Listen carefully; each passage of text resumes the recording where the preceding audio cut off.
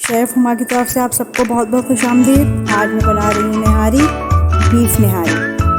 मज़ेदार। ये बड़े पीसीज मैंने लिए हैं, अभी आप देखेंगे।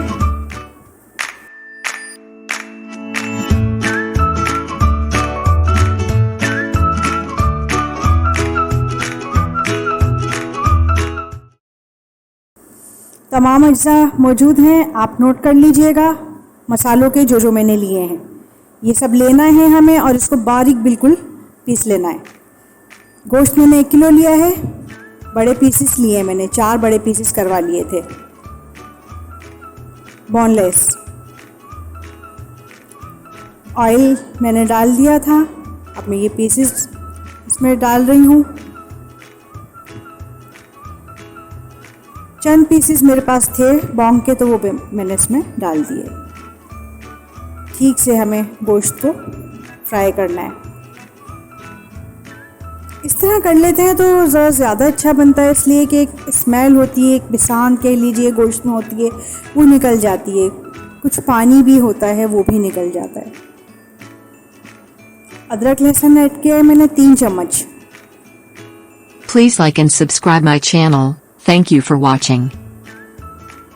ये मसाला जो अज्जा मैंने तमाम दिखाए थे पीस लिए।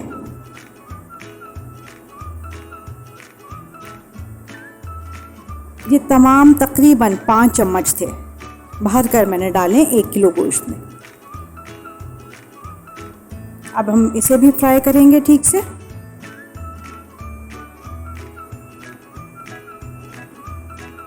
क्योंकि हम इसमें पानी ऐड करते हैं, बाद में भुनाई नहीं होती निहारी की। जो कुछ भी करना है हमें अभी करना है। दही ऐड कर दी है मैंने, 1 पाव ली थी। Please like and subscribe my channel. Thank you for watching. बहुत ज़बरदस्त बनती है दही डालने से निहारी। बिल्कुल वही एक लुक आता है जो बाहर की निहारी का नहीं होता, वही कलर आता है। ये देखें भुन गया है, कवर कर रही हूँ। ये देखें मैंने कवर किया था तो पानी छोड़ दिया था गोश्त ने ठीक ठाक। अब ये मैं उसको भी फ्राई कर रही हूँ, ठीक से भुन गया है। अब मैंने इसमें पानी ऐड कर दिया है। पानी हमें ठीक ठाक डालना है, तमाम बोटियाँ इसमें डिप हो जानी चाहिए, नज़र नहीं आनी चाहिए।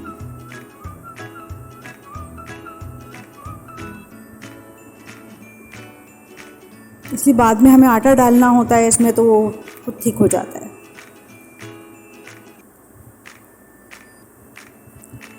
अब मैंने कवर कर दिया है, गोश्त गल जाएगा ठीक से। आटा मैंने भूना है, इस बात का प्लीज़ ख्याल रखिएगा कि ना आटा कच्चा नहीं डालना चाहिए, भून लेना चाहिए। इससे भी निहारी अच्छी बनती है और कोई प्रॉब्लम नहीं होती खाने में। ये देखें मैंने इस तरह से भून लिया है।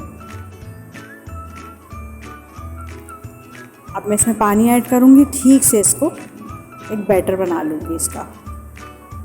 Please like and subscribe my channel. Thank you for watching. मैं मैदा यूज़ नहीं करती, मैंने छन्नी का इस्तेमाल इसलिए किया है, बाज़ वक्त गुठलियाँ वगैरह रह जाती हैं आटे में, तो वो हमारा शोरबा जो है वो ख़राब हो जाएगा और वो ऐड हो जाती हैं उसमें बहुत जल्दी, क्योंकि पक रहा होता है, गर्म होता है शोरबा, और अब आटा जब उसमें डालते हैं तो गुठलियाँ बन सकती हैं। इसलिए मैंने छान कर इस्तेमाल किया है।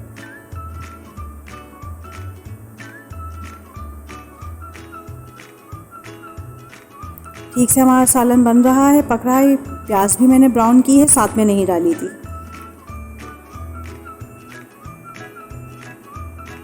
बस इतनी फ्राई होनी चाहिए। अब मैं इसका बघार डाल दूंगी।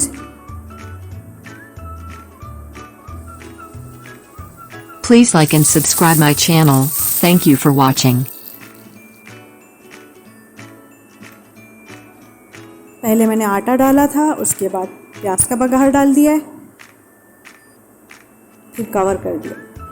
अब ये देखें जो ऑयल आया है हमें ये लाजमी निकालना है, क्योंकि जब हम डिश आउट करते हैं तो हमें ये चाहिए। ये इस तरह से निकाल लेना है। आपको दिखा देती हूँ, गोश्त देखें कितना ज़बरदस्त गला है। मैंने प्रेशर कुकर का भी इस्तेमाल नहीं किया है, नॉर्मल जो होते हैं पतीले बड़े वो यूज़ किया है। देखें कितना ज़बरदस्त गला है। डिश आउट कर दिया है। मज़ेदार। जिस तरह आप चाहें खा सकते हैं, मुझे डिश आउट करना था इसलिए मैंने बड़े पीसेस निकाले।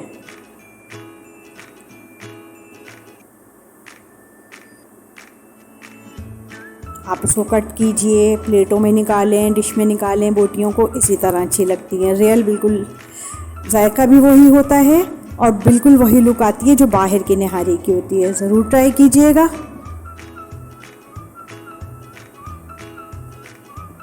इजाज़त चाहूँगी।